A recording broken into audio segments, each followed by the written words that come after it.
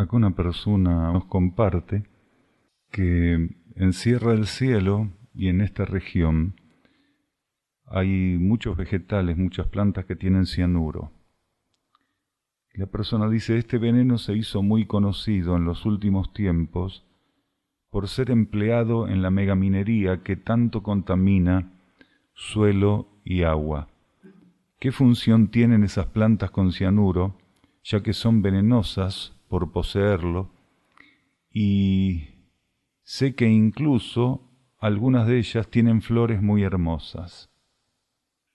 Hay una cantidad de elementos que nosotros tenemos que aprender planetariamente a conectarlos, a interactuar con ellos en el nivel que está previsto. Y no estaba previsto, por ejemplo, que el hombre manipulara volúmenes de cianuro, sintetizara cianuro, fuera que estuviera en estado natural o obtenerlo por cualquier otro medio, manipular el cianuro, lo utilizara para alterar la vida. Entonces el cianuro, con su condición, en esa interacción, en ese nivel, es un veneno. Cuando algo que no está previsto arquetípicamente, en términos de energía, se fuerza, su forzamiento puede dar como resultante un impacto negativo. Y esto es lo que ocurre con el cianuro. El cianuro en realidad, en su estado natural, tanto en el ambiente, en las dosis naturales, quiere decir, en las dosis que están gobernadas por las energías e inteligencias y leyes de la naturaleza, así como en las plantas, lo que permite es la purificación del campo psíquico del planeta. Los vegetales que tienen cianuro en su constitución lo renuevan con cierta periodicidad, en ciertas etapas, lo transmutan, lo eliminan y en otras lo regeneran. Cada vez que un vegetal llega a una etapa de dilución del cianuro, una etapa de desintegración del cianuro, lo que hace es terminar el ciclo de captación de cierto tipo de fuerzas psíquicas que el cianuro atrae. Del mismo modo que los megamineros, que corrompen la vida planetaria, tierra, agua, aire, ambiente, aglutinan partículas metalíferas con el cianuro tiene esta condición de aglutinar. Y cierto tipo de interferencias psíquicas son captadas por estos vegetales.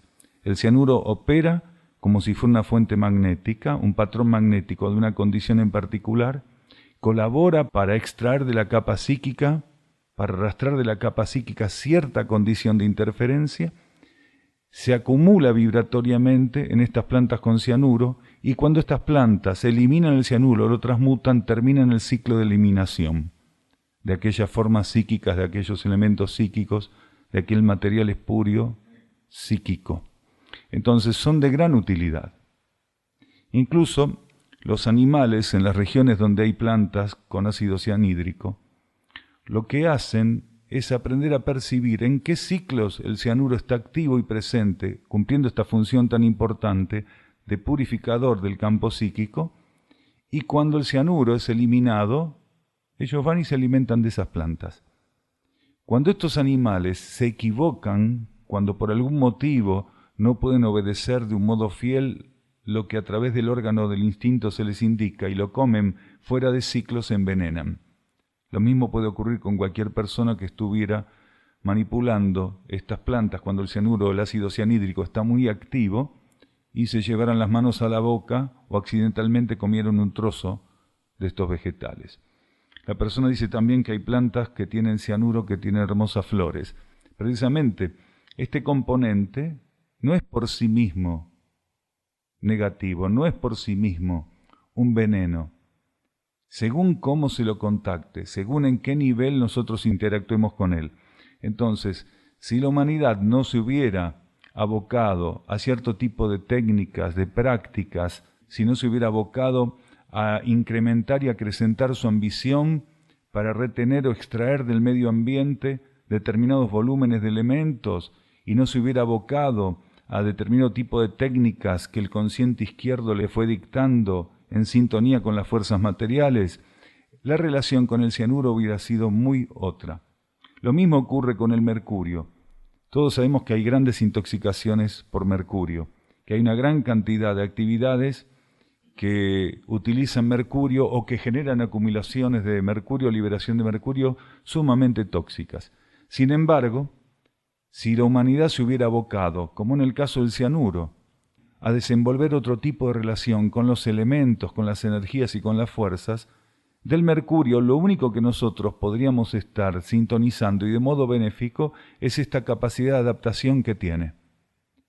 Esa es la energía de mercurio, la capacidad de adaptación. Ustedes vuelcan mercurio y van a ver que se adapta inmediatamente al formato, toma el camino más rápido, se adapta del modo más sintético, ocupa cualquier espacio de un modo perfecto sin desperdiciar nada. Entonces, según qué sintonicemos de un elemento, está aquello con lo cual vamos a interactuar y el beneficio que vamos a recibir de él. Como el cianuro, el mercurio y todas y cada una de las energías y aspectos de las leyes que están presentes en el planeta dependen en su grado de impacto o interacción de la posición que nuestra conciencia adopte. Con el uranio ocurre igual. El uranio es un gran captador de energías cósmicas que después diluye, distribuye, neutraliza, transmuta, pero el hombre empezó a jugar con el uranio y ¿qué hizo? Empezó a liberar un potencial que no estaba previsto que fuera liberado de ese modo. Sí estaba previsto que fuera liberado, pero regido por las leyes supranaturales a través del andamiaje natural. Entonces el uranio era fundamental. En los planetas donde hay uranio, sin el uranio la vida no podría existir. Pero cuando el hombre toca el uranio, lo que hace es un efecto contrario. Con el uranio la vida no puede existir. La relación de la conciencia humana con los elementos hace la diferencia. El uranio con esta condición cósmica de ser capaz de canalizar, de albergar, de regular, de sostener y gradualmente transmutar y liberar energías que de otro modo impactarían gravemente en los esquemas sistémicos. Pero el hombre juega con el uranio y hace un desastre. Es que nuestra relación con la naturaleza no debería depender ni estar limitada por el análisis, por la comparación, por la observación directa y material de las cosas sin ir a la esencia de las cosas. Entonces nuestra relación con la naturaleza debería ser una relación regida por la supranaturaleza. Quiere decir, para que nosotros pudiéramos tener una óptica acorde a esto que dijimos del cianuro, del uranio, del mercurio, deberíamos tener una relación con la supranaturaleza, quiere decir con la conciencia interior, con la conciencia que rige lo natural. Nosotros tenemos un cuerpo natural. Y tenemos también una conciencia que es supranatural. Tenemos una personalidad que es natural y una conciencia que es supranatural.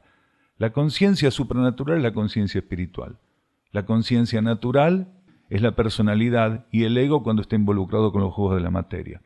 Si nosotros, para relacionarnos con los aspectos planetarios, lo que hacemos es confirmar los mecanismos de la naturaleza del hombre en esa relación, entonces la naturaleza del hombre nunca va a saber esencialmente qué está ocurriendo con esos elementos. Por eso nosotros necesitamos entablar un vínculo de sintonía y alineación con nuestra supranaturaleza, con nuestra naturaleza superior, con nuestra naturaleza interna, con nuestra vida interna, con nuestra esencia interna. Cuando entablamos ese vínculo, entonces ganamos lo que comúnmente denominamos óptica interior.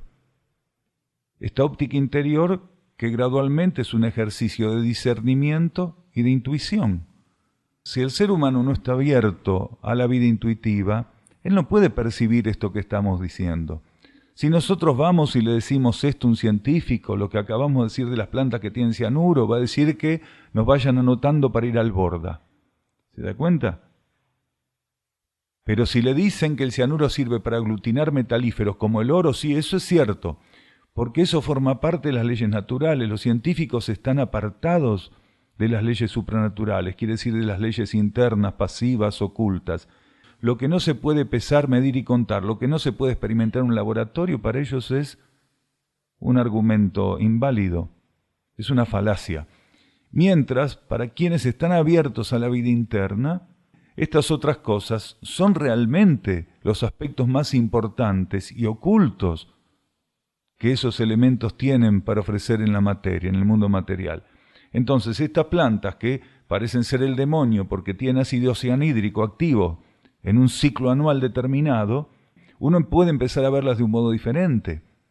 porque esas plantas, esos seres del reino vegetal, esos miembros del reino vegetal, son colaboradores de esta captación, de esta limpieza del campo psíquico, de cierto tipo de elementos del campo psíquico que el campo electromagnético, el patrón oculto en términos de energía del cianuro, es capaz de colaborar para su limpieza. Cuando los vientos mecen las plantas que tienen ácido cianhídrico, se produce un proceso oculto de limpieza de la capa psíquica. Cuando el aire va pasando por estos vegetales, por estas especies que tienen cianuro, se va produciendo este trabajo oculto. En ciertas regiones del planeta hay miles y miles de estas especies que están ahí operando. El aire es la herramienta mediante la cual el campo psíquico es procesado por las hojas, por las ramas, por los movimientos de estas plantas. Y cuando llegan al ápice de la presencia activa del ácido cianhídrico, son momentos particulares también de la vida planetaria donde la energía aprovecha para ese proceso. Y cuando se desactivan, precisamente ahí termina la molienda, ahí termina la desactivación, ahí termina la desintegración de lo captado, porque lo captado no puede quedar ahí, lo captado tiene que ser transmutado, lo captado tiene que ser eliminado, porque es una materia espuria, una materia que tiene una vibración densa, lenta, y ahí termina el proceso. Algunas sí, otras no. Pero en realidad la planta sigue viviendo porque la planta se reproduce.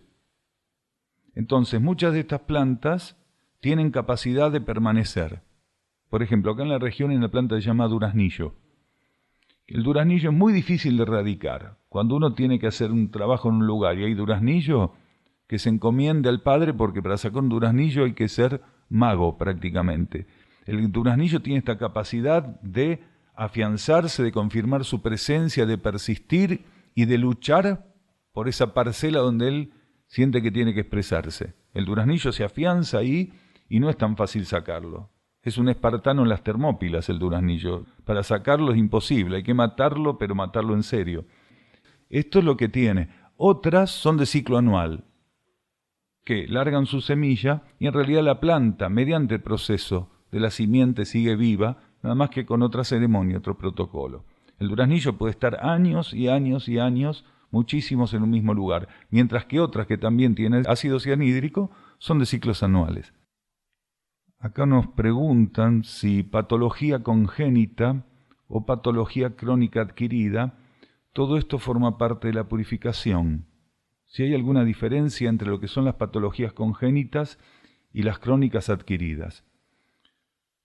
Sabemos que lo congénito es aquello que el ser va a vivir y que permanece con él desde el momento del nacimiento.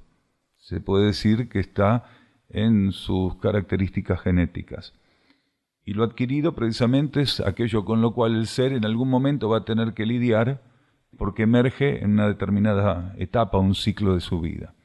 Puede o no tornarse crónico. Acá está hablando del aspecto crónico. Quiere decir cuando algo emerge y se extiende de un modo tal que los ciclos de la conciencia van a contar con eso, vaya a saber hasta cuándo, posiblemente hasta que el ser desencarne. Aunque las patologías crónicas, mediante procesos de transformación y de cura, mediante procesos de transmutación profunda, también pueden superarse. Existe una diferencia kármica entre las patologías que son congénitas y las patologías adquiridas, que pueden tornarse crónicas.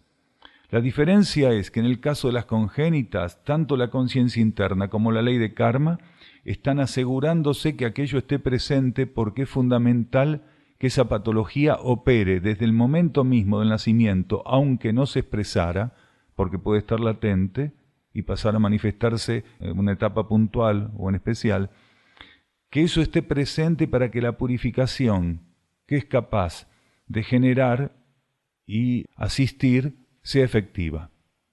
Porque una patología, aunque no se exprese, cuando es congénita, está operando en un nivel de bajo perfil, pero está operando. Después en un momento se expresa, pero tanto cuando se está expresando como cuando no se está expresando, el hecho mismo que forme parte del patrón genético, el hecho mismo de que forme parte de alguno de los aspectos de los átomos permanentes que esté grabado ahí y que su presencia hasta cierta etapa esté latente o germinal, no le está eximiendo de purificación, solamente que en ciertas etapas se manifiesta.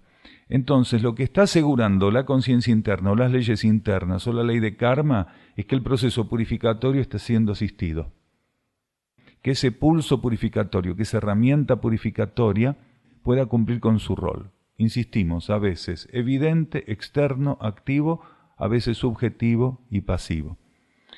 En cambio, las patologías que no son congénitas podrían ser adquiridas porque el ser en ciertas etapas no sostiene adecuadamente los patrones de vida y conducta que estaba previsto para esa etapa evolutiva y en esa encarnación. Una patología no congénita puede tornarse crónica.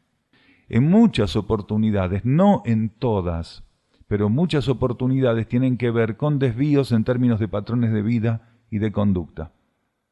Ahora, en las oportunidades que no es así, está previsto por aspectos propios de la conciencia interna, determinados por la conciencia interna, que a partir de cierto ciclo el ser necesite una asistencia extra en términos purificatorios. Entonces el alma activa aquel proceso purificatorio en la etapa que corresponde. No siempre nosotros estamos en condiciones de poder abrirnos a procesos purificatorios en cualquier momento. Aunque los seres no entendamos esto en profundidad, la inteligencia única de la vida hace que un ser pase por un proceso purificatorio, no importa qué característica tenga, si es un traumatismo, un accidente, una prueba que deja un impacto particular en la conciencia. La inteligencia única hace que eso llegue en el momento en que el ser no solo puede enfrentar la situación y vivir la purificación, sino que puede hacerlo con beneficio evolutivo. Porque en realidad la ley de purificación puede actuar siempre retirando lo que fuera. Pero si un ser recibiera una propuesta purificatoria cuando no está listo para esa propuesta purificatoria, en vez de ser purificado, por esa propuesta sería anulado, interferido, destruido. Lo que un ser puede aceptar como purificatorio en una etapa puede ser destructor para él fuera de esa etapa. Nosotros, con o sin conciencia, a medida que vamos haciendo nuestro proceso evolutivo, nos vamos preparando para aquellas secuencias purificatorias, aquellas secuencias que van a ir retirando de nosotros, transmutando en nosotros, asistiendo en nosotros, que lo que no sirve pueda ser expulsado. Lo que es un síntoma, una patología no congénita, y que puede emerger en ciertos momentos, está relacionada a esta actividad de la ley de purificación, a este aspecto de la ley de purificación. Ahora, ¿sería más efectivo uno u otro formato de patología? No, porque la ley de purificación, todo lo que propone, lo propone en un marco de efectividad perfecta, de equilibrio y de armonía. Para la ley de purificación no es más útil que una patología opere como una escoba barriendo algo en términos congénitos o que emerja y se torne crónico. Entonces no es mejor o peor para la ley de purificación. Tiene que ver con qué se está buscando, qué se está asistiendo, cuál es el propósito y de qué se trata lo que tiene que ser retirado. Acá nos preguntan cuál es el efecto que resulta de la religiosidad. ¿En qué cambia nuestra vida? ¿Cuál es la relación de la religiosidad y la transición del planeta hacia el nuevo ciclo? Cuando un ser está transitando este proceso que denominamos de religiosidad, que es un proceso de recontactamiento y de comunión con la vida interna, él lo que está haciendo es definir un aspecto de su propia transición y la propia transición planetaria.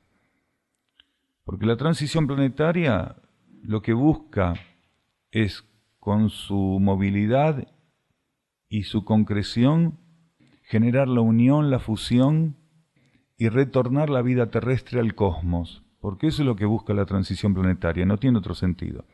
La transición planetaria lo que está buscando es que se concrete este retorno de la vida terrestre al cosmos. La vida terrestre volviendo a su vinculación cósmica, retomando una vinculación cósmica que solo en algunos segmentos, en algunos planos, niveles o dimensiones de su constitución se mantuvo activa, pero que en el plano externo y tridimensional vivió un bloqueo muy, pero muy prolongado. La religiosidad es precisamente eso, es retomar el contacto con la fuente interna, religarnos a la fuente interna. Quiere decir que la conciencia interior tome contacto, recupere la vida externa como una herramienta y como un campo de manifestación, como un espejo. La religiosidad tiene eso como efecto, como consecuencia. Nuestra conciencia espiritual recupera la contraparte externa, la contraparte egoica, la contraparte de la personalidad para manifestar su esencia. Este es el resultado de la religiosidad, la recuperación para la vida interna del campo externo de la vida. Y un funcionamiento fluido, porque para que la vida interna recupere el campo externo de la vida externa tiene que empezar a estar abierta y a buscar ser un terreno donde esa recuperación pueda concretarse. Religiosidad es eso, es recuperar y sortear esta división.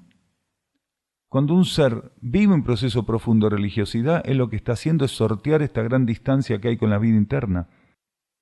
¿Y en qué cambia nuestra vida? Cambia en absoluto nuestra vida, totalmente cambia nuestra vida.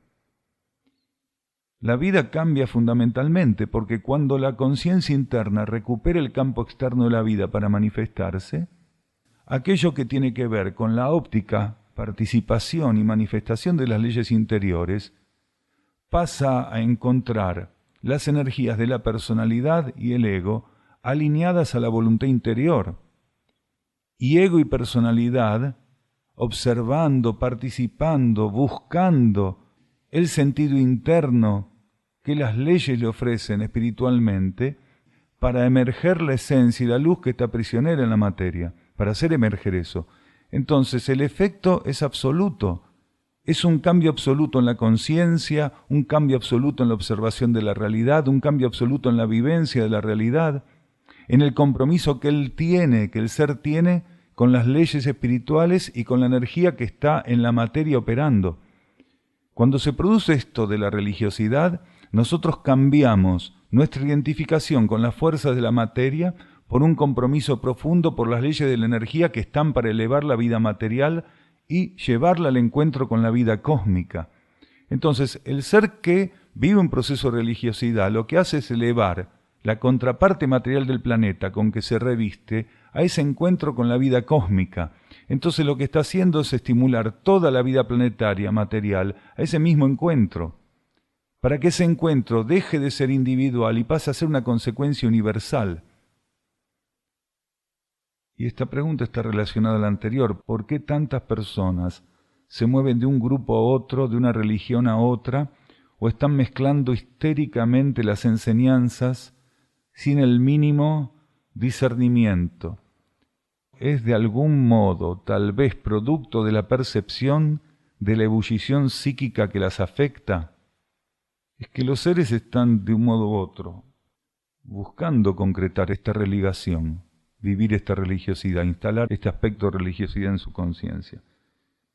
Y mientras los seres no descubren el secreto de la gran interferencia y confusión que las fuerzas materiales imprimen en su ser psicofísico, mientras no se dan cuenta cómo la personalidad es influenciada e interferida en términos psicofísicos por las fuerzas materiales, estos seres van intentando resolver algo que solo se puede resolver genuinamente de un modo directo, entre lo que somos en este plano y lo que somos internamente. Quiere decir, cuando realmente nos disponemos a transitar un camino recto, directo, efectivo y sostenido hacia el encuentro con la esencia presente en nosotros. Mientras no entendemos eso, que el camino y el ejercicio, el trámite es directamente hacia la esencia presente en nosotros, entonces empezamos a buscar, esto no, aquello no, lo otro no, lo de más allá. Y en realidad es un desgaste de energía enorme, porque realmente ningún elemento ofrecido en el campo externo, y en eso incluimos estas charlas y lo que este grupo hace y lo que cualquier otro grupo puede hacer, ningún elemento del plano externo por sí mismo puede suplantar eso que es tan íntimo, efectivo y que todos deberían llevar adelante, ese trámite de buscar directamente la esencia en sí mismos, buscar concretar este trámite de unión, de conocimiento de la esencia y de la vida interna presente en nosotros. Si un ser entendió eso, entonces puede utilizar cualquier elemento externo como un elemento accesorio que ayude, que colabore en la armonización del proceso, que tal vez le permita economizar algunas energías porque permite a su psiquis orientar de un modo más consciente algunos aspectos de las leyes internas o algunos aspectos de los comportamientos más elevados que la humanidad de un modo u otro a través de las doctrinas en ciertas etapas necesitó tener presente. Pero el trámite es este nada más. Que lo de abajo busque preponderantemente y por sobre encima de todo lo que está arriba.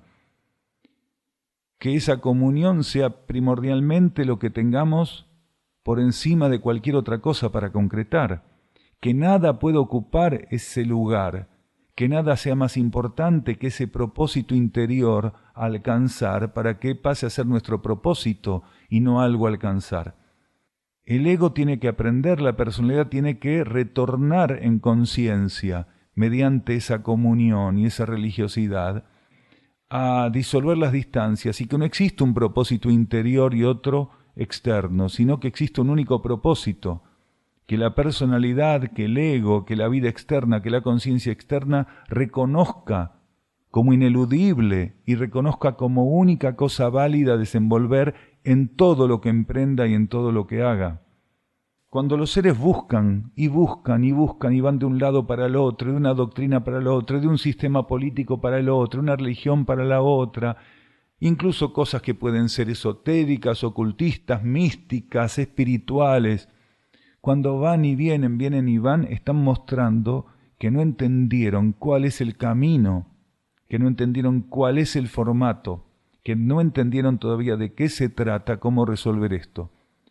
Y van a necesitar dar muchas vueltas, hasta que la herramienta de la desilusión de todo aquello que está ahí ofrecido externamente, les permita tal vez abrirse a la reflexión de que debiera haber un método más simple, más sencillo, más económico y más efectivo finalmente, que de eso se trata. Y ahí empieza esta cuestión a resolver en cada uno de nosotros, que es resolver, como decíamos antes, ¿no?, nuestra presencia encarnados acá en la transición planetaria. Es lo mismo, es ir y venir, porque cuando una persona suma, el momento en el cual está profundizando otra de las 1000 cosas que tiene metidas en la cabeza y que toma como válidas, al momento de sumar, ella le está prestando atención a eso, que equivale a ir y venir. Cuando lo sumó, lo incorporó, lo empujó, hizo todo un esfuerzo para meterlo dentro del subte, lo empujó desde afuera, se acomodaron ahí como pudieron, cierra la puerta y va por otra cosa más. Mientras tanto adentro toda esa presión, esa compactación, hace su efecto. Por eso hay miles de personas transitando esta transición planetaria que viven esta ilusión de inmadurez espiritual, de creer que todo lo que hace referencia al espíritu es válido, que todo lo que hace referencia a la luz es válido, que todo lo que hace referencia al cosmos es válido. Todo eso es válido simplemente porque tiene palabras como luz, espíritu, cosmos, armonía, equilibrio, amor. Y hay un montón de cosas que utilizan todo ese tipo de vocabulario y de referencias y combinaciones muy lindas, románticas y casi poéticas, que son inservibles.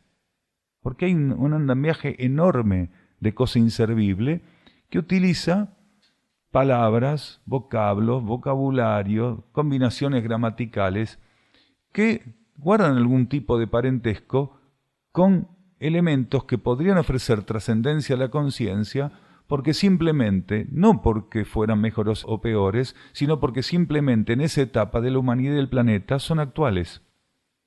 y solo lo actual puede ofrecer a la conciencia asistencia. Cuanto más un ser busca compactar en una misma cosa todo aquello que supuestamente hace referencia a todo este índice de cositas que recién nosotros señalábamos, más confundido va a estar y más distante de vivir esta religación, de vivir esta comunión. La vida planetaria y la jerarquía como administradora de los aspectos de la vida planetaria, lo que está ofreciendo continuamente a las partículas es precisamente la oportunidad de entrar en sintonía y actualización con el pulso de la vida cósmica. Un ser tiene que aprender a actualizarse. Actualizarse significa entender qué herramienta, en qué momento están respaldadas por las leyes internas, en qué momento una herramienta es realmente una herramienta de las leyes internas y en qué momento una herramienta que incluso puede haber sido efectiva para las leyes internas en un cierto ciclo, en ese caso, ya en esa etapa, responde prácticamente a la manipulación de las fuerzas psíquicas sobre el campo de vida externo.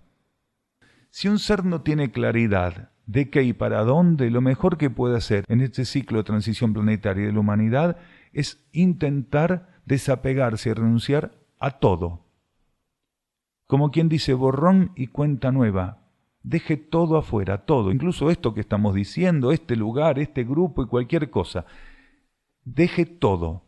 Vacíese de todo en la medida que pueda. Renuncie a todo en la medida que pueda. Porque cuando hay tanta congestión, la energía, la luz, la esencia no pueden circular adecuadamente. Entonces el ser tiene que liberarse, renunciar a todo. Soltar todo, quedar lo más vacío posible y buscar silencio y quietud. Y un silencio y una quietud verdaderamente genuinos y efectivos van a operar como una síntesis ofrecida por la propia alma para encaminar la conciencia a esa comunión interior. Porque si un ser con tanto está confundido, que vaya al otro extremo. Si con tanto está confundido, que busque lo otro.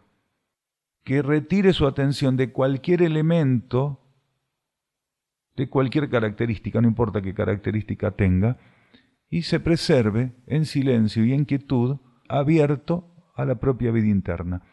Y que espere, aprenda a ser paciente y que espere, que no tenga ansiedad, que no tenga expectativas. Porque en lo otro estaba gastando una energía que era preciosa, en lo otro estaba dilapidando una energía que él tiene que sintetizar y economizar. Entonces que busque silencio y quietud, que aprenda a estar pacientemente entregado a ese silencio y esa quietud. Y ahí, por esos medios va a recibir señales y por esos medios y a través de esos medios se va a ver el camino como se abre. Hay muchas personas que no se sienten confundidas, sin embargo son presas de la inercia y de los juegos de fuerza.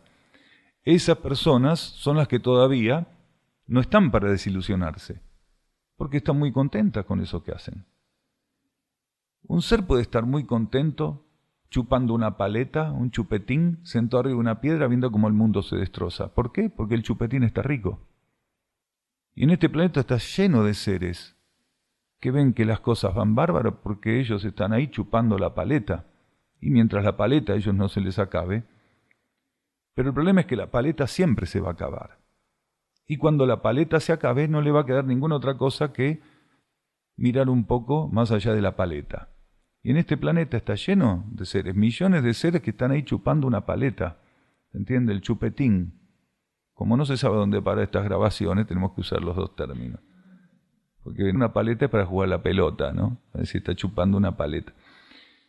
Y ese ser todavía no está para desilusionarse. Ese ser todavía está para seguir chupando la paleta. Y la desilusión está en su camino. Al corto, al mediano, al largo plazo, la desilusión está en su camino. Cuando nosotros señalamos todas estas cosas como orientativos, las señalamos para aquellos seres que ya están listos para emprender una participación en la transición cósmica del planeta de un modo diferente, de un modo activo, para empezar a hacer herramientas de esa transición en la propia conciencia, no para los que están para chupar la paleta un rato largo todavía. Porque muchos de esos seres que están para chupar la paleta un rato largo son seres que o están muy ajustadamente para definir su condición de rescatabilidad en el marco de la transición o a ojos internos, quiere decir desde la óptica interna, en términos cósmicos, solares y planetarios desde la óptica interna muy amplia, son seres que no son vistos como rescatables. Quiere decir, son seres que en realidad pueden seguir chupando la paleta porque ya la vida planetaria no espera que ellos dejen de chupar la paleta. Es más, si chupan la paleta capaz que no joroban, ¿se entiende? Que no molestan.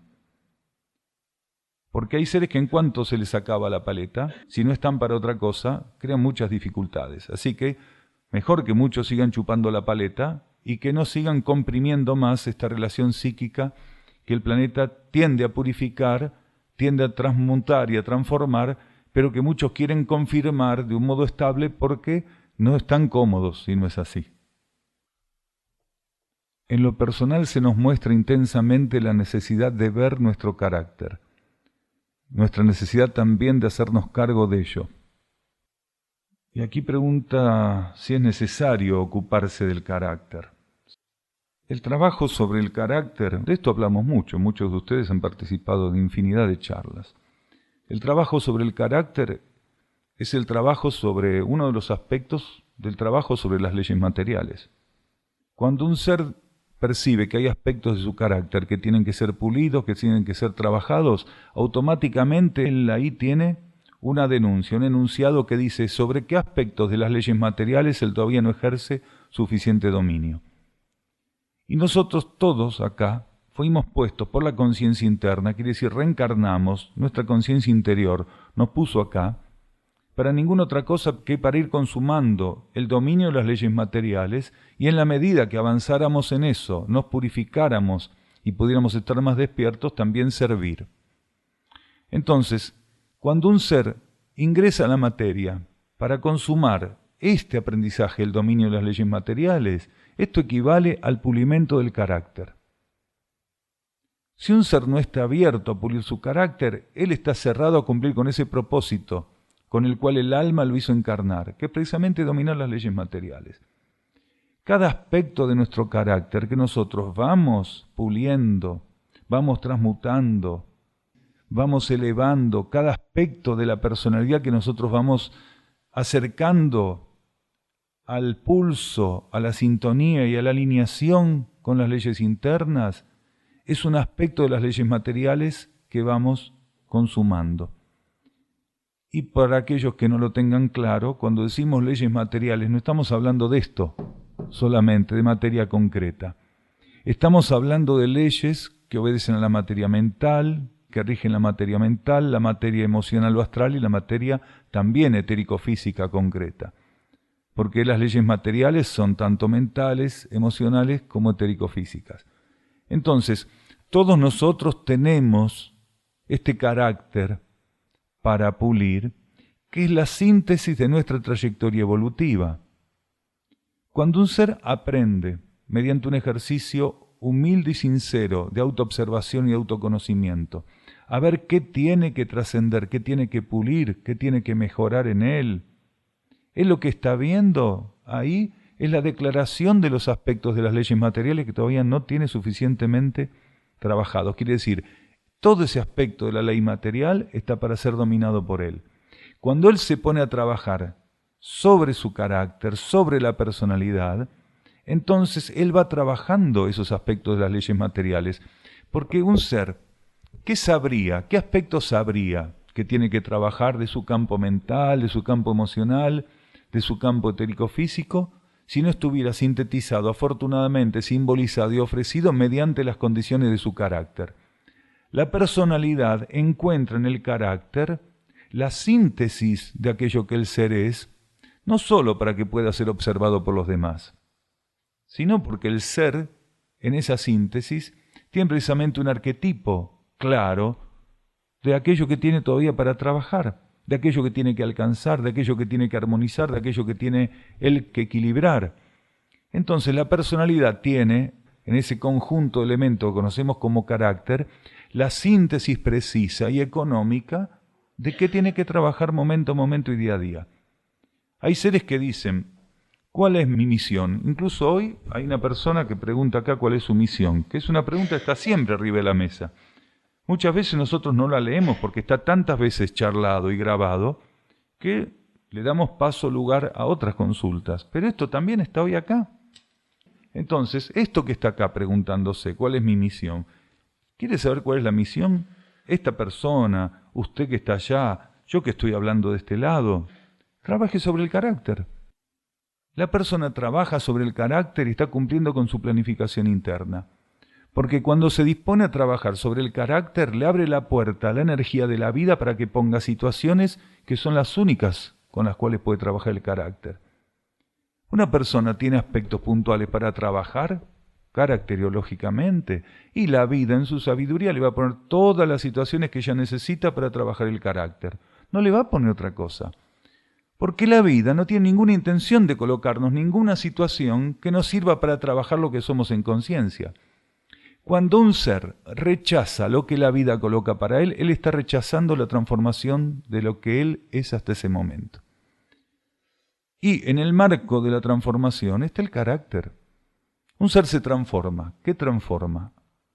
Cuando se dice que un ser acá tiene que hacer un trabajo profundo de transformación, ¿qué es lo que tiene que transformar? Él va a transformar el alma acá, va a transformar la mónada, va a transformar el regente acá, va a transformar el logo planetario, a transformar la jerarquía que rige la galaxia. No, es mucho más simple y está más abajo el trabajo, más cercano a este plano. Él lo que tiene que transformar es su relación externa con las leyes, su relación con el plano externo, su relación con las leyes en este plano. Y para eso él tiene que transformar el carácter. Entonces la vida, cuando lo encuentra abierto para ese proceso, le empieza a colocar una secuencia detrás de la otra, una situación detrás de la otra, y mientras él va atendiendo correctamente, elevadamente, armónicamente esas situaciones, cumple con su misión. Y como la vida es pura síntesis, mientras cumple con su misión, va purificando y transformando el carácter. Y donde él no acepta una situación, él no acepta una parte de su carácter. Él rechaza esa situación, él quiere esconder esa parte del carácter, no la quiere tocar. Cuando él acepta la situación, entonces ahí acepta lo que caracteriológicamente él es. Y va a darle tratamiento a esa situación profundamente, lo que equivale a darle tratamiento profundo a su carácter, a la transformación del carácter. Esto es así de simple, no hay otra cosa. No se puede cumplir con la misión por un lado, ver qué nos pone la vida por otro y, como tercera opción, cuando tenemos ganas, ver si reflexionamos con nuestros psicólogos sobre lo que somos y en el cambio del carácter. No es así. Todo es una síntesis. La vida es pura síntesis y economía. En el momento en que nos pone algo, nos está diciendo, ve esto es todo. Cuando la energía nos pone una situación, esa situación es todo lo que tenemos en el cosmos para hacer. Y todo lo que tenemos en el cosmos para hacer es darle tratamiento a esa situación del modo más elevado posible. Cuando eso se hubiera consumado adecuadamente, ¿qué hace la vida cósmica con sus leyes? Nos pasa otra cosa. Nos da otra letra. Y nosotros vamos a tener que estudiar esa otra letra. El miércoles se habló de la renuncia y hoy, reflexionando en eso, surge: ¿cuál sería la relación de la renuncia y la renovación de los votos? Votos, renuncia, trascendencia, ¿serían energías inseparables?, preguntan acá.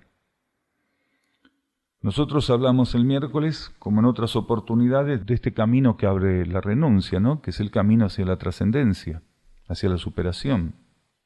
Y esta superación, esta trascendencia, está relacionada directamente a la renovación de nuestros votos. Acá la persona es una relación correcta. Un ser tiene que renovar sus votos con cierta periodicidad, cíclicamente. No se sabe cuál es esa periodicidad. No se sabe cuáles son esos ciclos. En cada ser es diferente y en el mismo ser las etapas de renovación pueden tener distintos márgenes de extensión. Porque tiene que ver con las secuencias y cómo el ser va asumiendo lo que es su conciencia en relación al campo de vida donde está inmerso. Entonces, esta renovación de los votos, que es renovar esta intención del ser de vivir en este plano acorde a las leyes espirituales, está directamente ligado a la renuncia. Al momento que un ser renueva sus votos, él está renunciando a lo que él pudo ofrecer al momento de renovar los votos anteriormente. O sea, hoy renuevo mis votos íntimamente, renuevo mis votos, es un movimiento íntimo entre el Creador y mi conciencia acá. renuevo esos votos. Mañana tengo que renunciar a esta limitación que hoy tengo porque me voy a ampliar. Entonces renuncio a esos votos porque tengo que ampliarme, renuncio a esa condición, renuncio a esa limitación, renuncio a eso que ofrecí porque me di cuenta que es poco, que era lo que podía dar en ese momento. Incluso la renovación de votos es la renuncia a lo anteriormente ofrecido a la vida interna, porque el ser se amplió y se dio cuenta que él tiene que ofrecer más. ¿Y qué es eso más? ¿Un poco más de espíritu, un poco más, un dedo más, le ofrecí 4, le ofrezco 5? No, es la percepción del compromiso de la conciencia con el cosmos. Y ese compromiso y esa percepción de ese compromiso es algo que se va ampliando. No hace referencia a una parte de nuestra conciencia, renovar los votos, dar más, comprometerme a vivir más acá en este plano. Esto tiene que ver con esta distancia subjetiva, que es inexistente, pero que en conciencia existe, que mantenemos con el cosmos y con las leyes que lo rigen. Entonces él renueva los votos porque se da cuenta que aquella distancia con la vida cósmica tomó otra magnitud. Él entiende la percepción del cosmos en él y en el cosmos de un modo diferente. Entonces tiene que aprender a renunciar a su vieja posición. Es fundamental para un ser en la renovación de los votos, quiere decir renovar ese compromiso de vivir más profundamente bajo los aspectos de las leyes espirituales en este lado de la vida, el lado externo. Es fundamental para él la renuncia. Renuncia a su condición anterior. Realmente él quiere renunciar a esa condición anterior. Él siente que trasciende hoy esa condición y se ofrece de un modo diferente a vivir las leyes espirituales aquí, en la materia. La renovación de los votos, la renuncia y la trascendencia son un patrón circular de energía que continuamente se está transitando.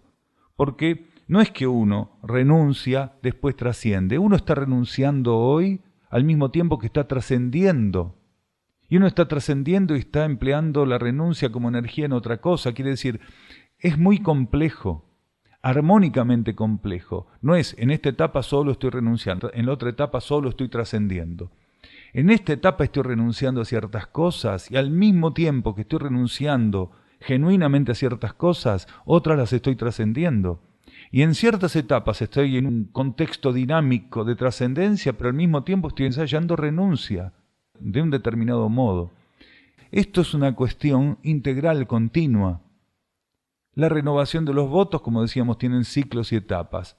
Y esta preponderancia de la renuncia en ciertos momentos y de la trascendencia en otros también tiene etapas o ciclos, donde más preponderantemente una u otra energía se hace presente, pero que íntimamente es un movimiento conjunto. Cuando una se está ensayando en un grado, la otra, aunque diferente, también. Es simultáneo, porque la vida no es tan blanco o negro, tan rígida como nosotros la vemos.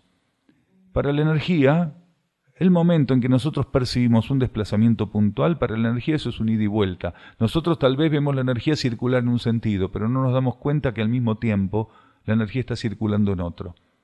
Entonces, siempre en la existencia cósmica hay una multiplicidad y una simultaneidad de circulaciones de energía. No hay nada realmente que sea estrictamente unipersonal en el cosmos, salvo el único, salvo ese único, ese inmutable, ese innombrable. Todo es una multiplicidad riquísima en armonía y en equilibrio. Por teléfono una persona nos comentó la interpretación de usted de lo ocurrido entre San Francisco de Asís y un lobo que aterrorizaba una población. Esta persona, al igual que yo, ama a los animales y podría ser de utilidad hablar hoy de esto, ya que aquí hay muchos animales salvajes. Francisco, como otros seres de conciencia expandida, de alta evolución, que sirvieron el planeta, mantuvo una relación con los reinos infrahumanos muy particular. Esto no es nuevo. Nosotros precisamente hace poco estábamos hablando de esto en otro estudio, en la provincia de Santa Fe. Debe ser de acá, lo de la comunicación telefónica. Y esto no es nuevo, decíamos, porque ya los cristianos, los mártires cristianos lo habían mostrado en el circo. Cómo según estado de sintonía y de relación interior, algunas fieras no se les acercaban o se les echaban al lado y no los agredían. También muchos místicos, iluminados o seres de alta espiritualidad en distintas partes del planeta tuvieron estas experiencias con animales salvajes. En India, en Tíbet, en Sudamérica, en Centroamérica, en distintos lugares, en África mismo, en ciertas etapas donde el chamanismo guardaba una relación genuina en términos de actualización para asistir la conciencia humana, también muchos chamanes, cuando estaban alineados, en sintonía y en armonía, podían acercarse a algunos animales salvajes sin ser agredidos. Así que esto no era exclusivamente, o no fue exclusivamente una cuestión de Francisco. Francisco solamente fue uno de estos tantos seres que en determinados momentos pudo mantener una relación con algunos animales salvajes, precisamente como una cooperación y una especie de compensación de la humanidad respecto al destrato, al maltrato, a la aniquilación que continuamente sufre el reino animal por parte nuestra. Y la leyenda o la anécdota es que había un lobo salvaje que estaba desolando una región y Francisco estaba en esa región haciendo su tarea. Y en un momento dado ve que los pobladores de una aldea se están armando para ir a buscar un lobo que tenía que ser aniquilado, tenía que ser asesinado. La población estaba en pánico, el animal parece que era muy grande, muy agresivo, muy salvaje. Entonces habían decidido dejar de esconderse y esconder el ganado dentro de la aldea para ir a buscar el lobo y aniquilarlo, matar el lobo. Entonces Francisco les pidió la oportunidad de ir él y se encaminó a la búsqueda del lobo. Y finalmente encuentra al lobo. Y Francisco hace un trabajo de armonización con la conciencia del lobo. Y el lobo gradualmente fue perdiendo su agresividad hasta que se acercó a Francisco como un perro manso. No lo agredió. Esto surgió en otro estudio por una pregunta que hacía una persona respecto a esa secuencia, de cómo había sido que Francisco había podido estar cerca del lobo. Y lo que había ocurrido es que antes de ir al encuentro del lobo, la conciencia interior de Francisco ya había establecido un vínculo con el alma grupo, del cual el lobo era una extensión. Los lobos, como todas las especies animales, no tienen un alma individual. Eso forma parte de un proceso posterior en el reino humano. Entonces Francisco, al momento de ofrecerse para ir al encuentro del lobo, ya estaba vinculándose internamente con el alma grupo. Él estaba armonizando esa relación que aquella especie tenía a través de ese espécimen con el alma grupo.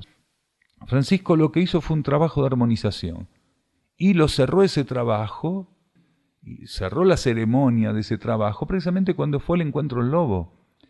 Porque a pesar de que el alma grupo accedía a esa armonización, que el alma grupo necesitaba esa armonización, buscaba esa experiencia evolutiva, aquel ser que estaba representado por el lobo tenía ciertas dificultades para abrirse al estímulo que el alma grupo ofrecía mediante el órgano del instinto, porque ya venía haciendo el alma grupo todo un trabajo, pero este ser, este lobo, no estaba totalmente dispuesto a aceptar lo que se le estaba ofreciendo. Entonces Francisco hizo un trabajo múltiple, un movimiento de pinzas, ¿se entiende? Hizo un movimiento de pinzas. Él trabajó internamente con el alma grupo y trabajó externamente. Él fue en el campo de las leyes materiales al encuentro del lobo. Y eso terminó de dar el resultado correspondiente. A partir de ese momento cuentan que el lobo se empezó a acercar a la aldea, que ya no agredía a los otros animales, al ganado, a los animales de corral, y que los pobladores, hasta que ese lobo murió de viejo, le ofrecían comida y lo alimentaban como un perro. Entonces, esto es lo que muestra cómo podría haber sido totalmente diferente, pero totalmente diferente, la relación de la conciencia humana con el reino animal. ¿Por qué tantos animales feroces en este planeta? ¿Por qué tantos lobos potenciales en este planeta? Una gran cantidad de especies que guardaron su agresividad y permanecieron en estado agresivo y salvaje. Lo hicieron porque la humanidad, que tendría que haberlas asistido, era más salvaje y agresiva que ella. Y es la humanidad siempre la que tiene que abrir camino a los reinos infrahumanos. No son los reinos infrahumanos los que tienen que tornarse domésticos, mansos y no agresivos ante una humanidad que lo único que ha hecho en este planeta es vivir de la guerra y para la guerra. Porque esto es lo que ocurrió en esta humanidad, ha vivido siempre por la guerra y para la guerra. Acá alguien pregunta respecto a eso. Dice, miraba el otro día un mapa con división política, un mapa mundi. Sentía que su aspecto me ofrecía un símbolo, aunque sin saber bien en profundidad cuál. ¿Qué simboliza ese diseño político?, pregunta la persona. ¿Cómo se llegó a concretar? ¿Es parte de lo planificado para la superficie terrestre y la humanidad? ¿La forma de las masas de tierra y agua guardan una relación con ese esquema político? Entonces, ¿qué hubiera sido de nuestro planeta con los reinos infrahumanos? ¿Qué hubiera sido nuestro planeta en su fase externa si nosotros hubiéramos tenido una condición no de predadores, sino de servidores y de asistentes? Hubiera sido una cosa muy diferente. Entonces, los animales salvajes, como para redondear el tema y pasar a esta otra pregunta, los animales salvajes tuvieron que extenderse en una situación que se tornó inamovible para ellos porque nosotros no les abrimos camino mediante una actitud de cooperación, de solidaridad, de amor, de redención. No les abrimos camino a la transformación, no les mostramos como seres superiores en la relación, en la cooperación inexistente con ellos, por cierto, no les mostramos cuál era el camino para ir trascendiendo ciertas actitudes agresivas y gradualmente ir avanzando en su proceso evolutivo hacia la preparación para ingresar al reino humano. Nosotros, a todas las especies animales de este planeta, les hemos puesto una cruz enorme, porque van a tener que ser, gran parte de ellos, compensadas, y van a tener que vivir periodos de entrenamiento profundo esas mónadas, porque ciertos ensayos de armonía, trascendencia, reequilibrio, transmutación y elevación, que debería haber sido asistido por nosotros y ofrecido por nosotros, no existió.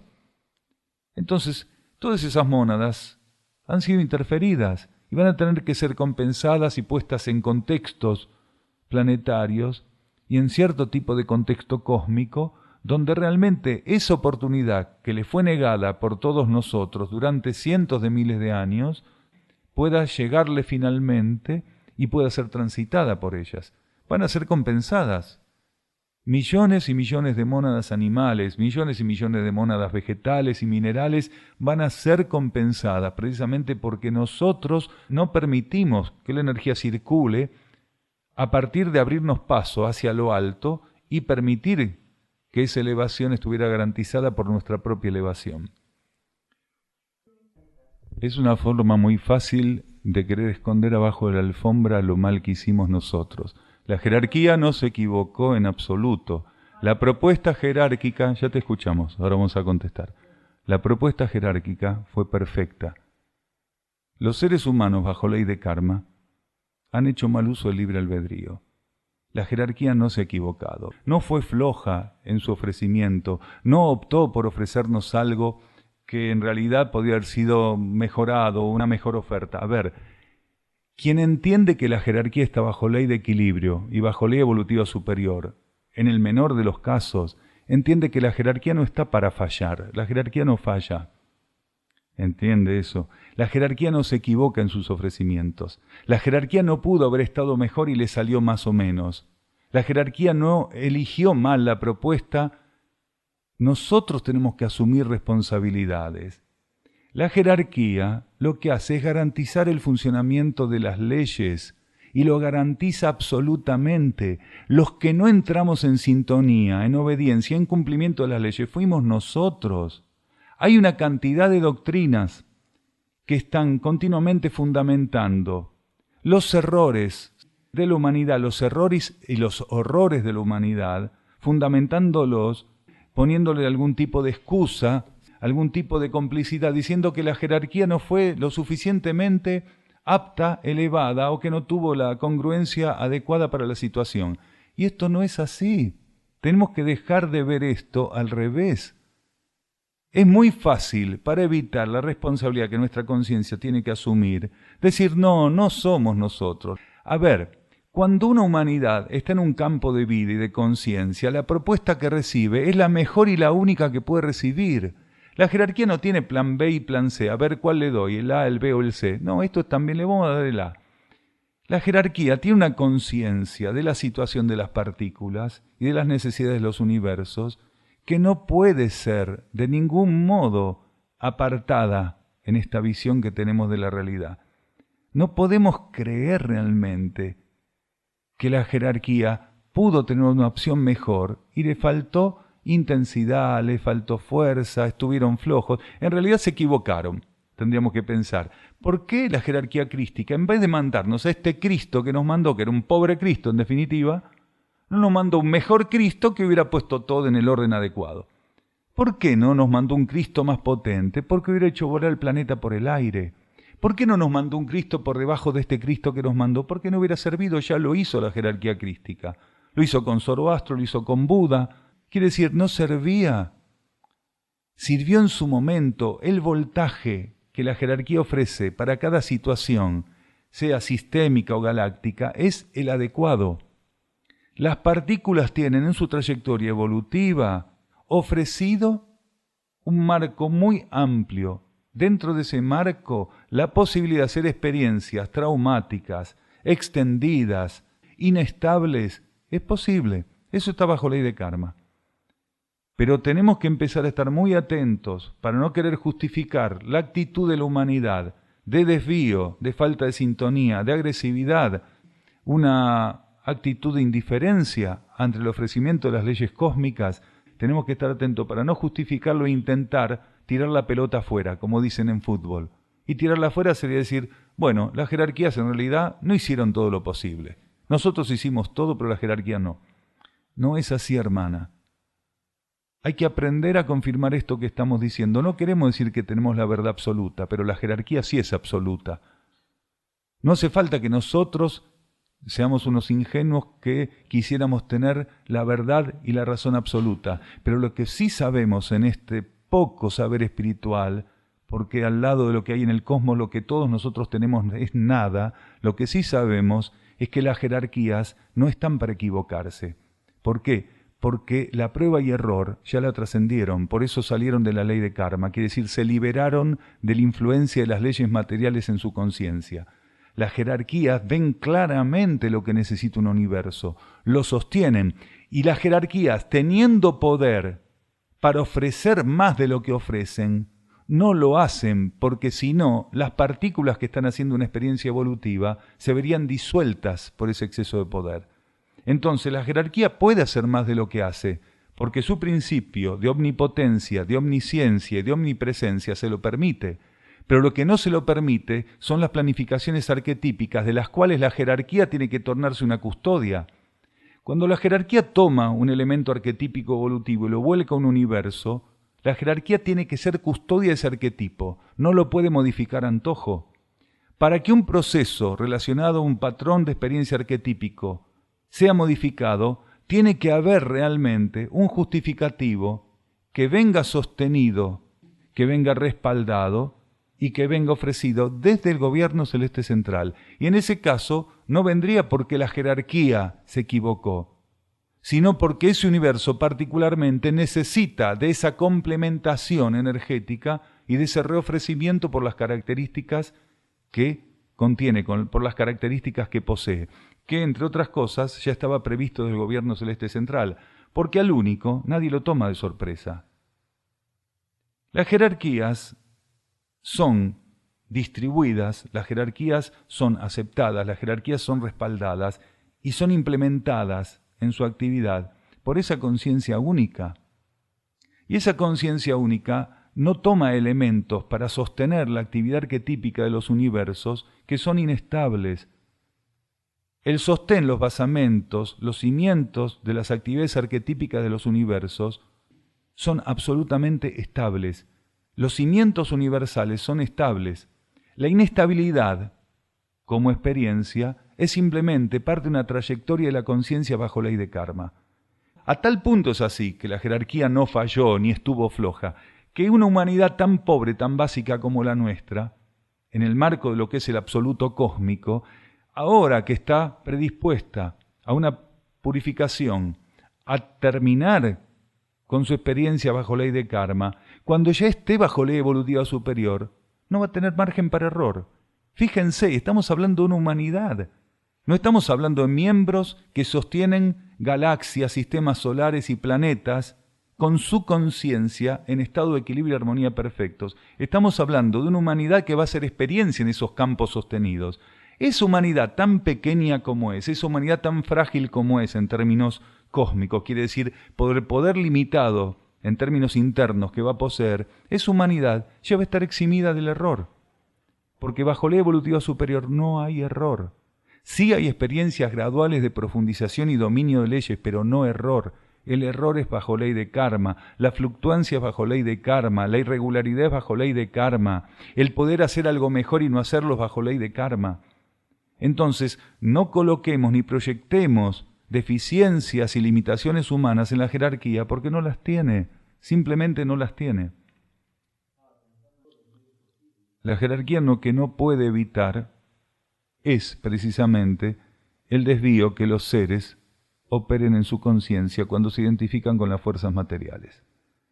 Y la responsabilidad del grado de identificación de nuestra conciencia con la materialidad, quiere decir habernos tornado materialistas en el grado en que nos tornamos, es estrictamente responsabilidad nuestra. Las leyes permiten ese grado de identificación, está previsto por las leyes, quiere decir, el margen de experiencia kármico es amplísimo, pero que sea amplio no significa que la humanidad haya hecho un uso adecuado, correcto, de la oportunidad que ese amplio margen ofrece. Por el contrario, nosotros malentendimos lo que significaba ese margen y ese marco. La ley de karma es amplísima. Esa amplitud que tiene, lo que significa es riqueza. ¿Se entiende? Esa gran amplitud tiene que ser vista como riqueza. Es rico. Esta amplitud tiene que ser traducida como riqueza. Es pura riqueza ese margen inmenso de la ley de karma. El ser humano, en vez de aprovechar, de servirse de ese ofrecimiento de riqueza inmenso, lo que hizo fue ver un gran campo para hacer lo que se le ocurría del modo en que se le ocurría. No vio riqueza en ese amplio margen, sino vio libertinaje. No vio riqueza, sino que vio la capacidad y la oportunidad de hacer absolutamente todo lo que se le ocurriera, sin tener en cuenta las consecuencias para ese campo, que en definitiva era el universo que lo contenía. Y esto es lo que nosotros tenemos que modificar, aunque más no sea simbólicamente en lo que resta de la transición.